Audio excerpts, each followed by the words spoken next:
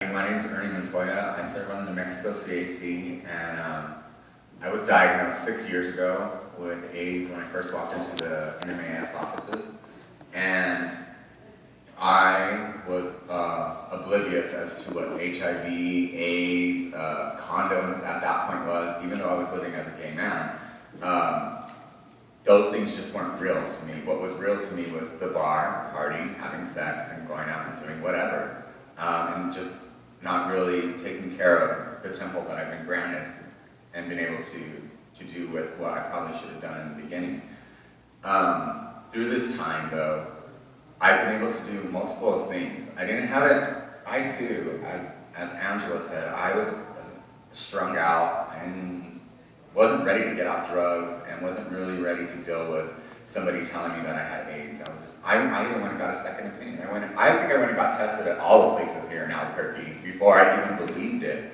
And I still didn't believe it at that point. It took me a long time to walk back in to get services just because of when I had those services that were provided, I didn't have good case management, or I got in an argument with somebody, and so it took me a long time just to walk back in and own it and be able to be okay with it and be able to sit up here and talk about it, because it's just, it takes a lot. And I think the message can get construed very much so with all the information that's provided with you right away.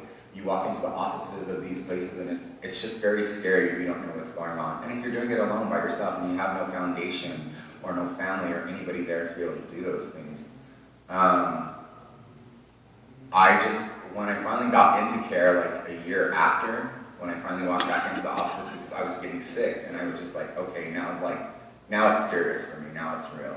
I've got to do something about it, and that's when I definitely got to learn about the services, case managers, and all the things that come along with being someone who's living with HIV and AIDS.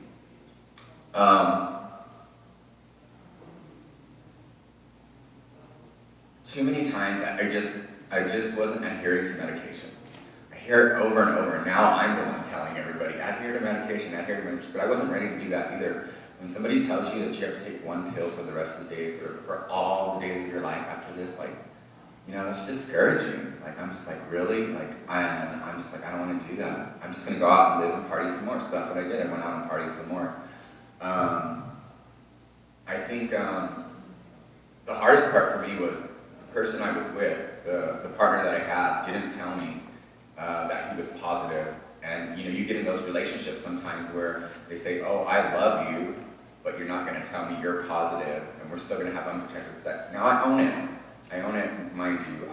I should have been protecting myself at that point, and I wasn't also. So it's not his fault or my fault, it's both of our faults together. And I'm very good friends with this individual, and he's in services now, so that's great too. Now I'm able to do a multiple of things. I didn't start getting right with medications until maybe 3 years ago. It built up a resistance to the tripla that I was on. It was pretty scary because I got in trouble with the law and I had to go to prison. And when I got out of prison, I was just like, what the hell? Life sucks at this point. Why do I want to go back into services? Who cares at this point, And I met some really good individuals who work with these services places out there. I had the best doctor I can ever have, Judith Baker, who worked for Truman, was awesome. She was just the best doctor I ever had. And she got me in. She's the one who kept me in. She was the one who would call me. And she would be like, hey, did you take your medication today? And I'd be like, hell no, I didn't take my medication today. Why are you bothering me? And I'd be like, and then she'd be like, that's okay, come into my office and I'll take them with you. And I'm like, what do you mean you're going to take them with me? She's like, I'll watch you. Okay, great. She was awesome. She kept it real straightforward with me, and I told her, I was like, I just need you to be real with me. I was like, I don't want all that, I don't need all the mumble jumble of the words of what this or these big, I don't know medical term words. I'm not in the medical field, I don't know that stuff. Keep it as dumb as possible for me. I was like, that's the way I'm going to learn it. And she was really good with me. And I'm glad that I had her as a doctor, because then I got to learn a lot of stuff about myself also, and what I was going to do to change the outcome of my status and the stigma and the people I surrounded myself with, and how I was going to take care of my body at that point. I built up a resistance to the tripla at that point, got out of prison, and started another, I'm on Complera now, which is working fine.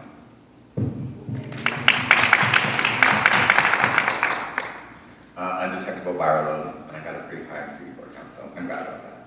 I get my services now at in San Fe, so Southwest Care is awesome for me.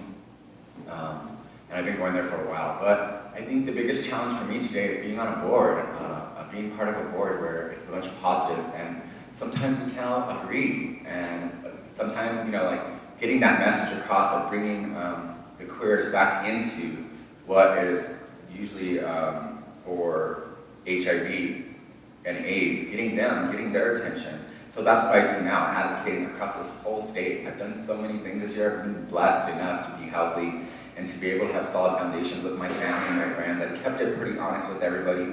I can be pretty blunt and in your face, and who am I kidding? I'll be an asshole when I need to be an asshole to get shit done, you know?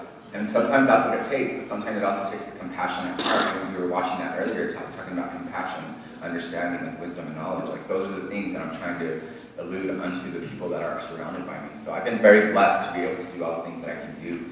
AIDS walk, prides, talk to many people, give the services. I'm available unto the HIV/AIDS Resource in Alianza in Roswell, which I live there in Roswell, so I'm always available. And my number's out there, and I'm on Facebook, and I'm always talking about it, and I'm always, you know, it's in my face now, and I'm glad I'm able to own that and be comfortable with it, because I'm very blessed today, because now I'm aware, and now I'm knowledgeable, and now I can pass that message on to the younger generation, because it was this man who lived the road before me and paved it for me.